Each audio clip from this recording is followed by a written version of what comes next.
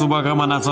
फुन्चालको सानो गाउँबाट एउटा गरिबी परिवारमा जन्मिएको सानो केटो आज संसारको सबैभन्दा महान खेलाडी मध्ये एक बनेको छ।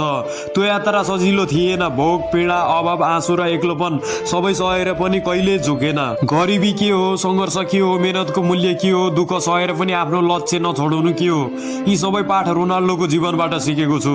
त्यसैले उहाँ केवल फुटबलर मात्र होइन, उहाँ त एउटा जीवनको विद्यालय हुनुहुन्छ। सानो बच्चा हुँदा टेलिभिजनमा रोनाल्डोको खेल हेर्दै हजारौं सपना सिक्यौं।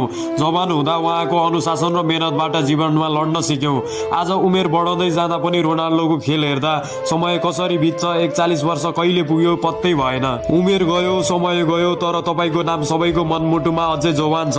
रेकर्डहरू टुट्लान्, क्लबहरू फेरिएलान्, तर रोनाल्डो प्रतिको माया कहिले घटने छैन। मेरो जीवनमा पहिलो आइडल क्रिस्टियानो रोनाल्डो नै हुनेछन् र अन्तिम आइडल पनि क्रिस्टियानो रोनाल्डो नै हुनेछन्, किनकि आइडल त्यो हो जो समयसँग बदलिँदैन।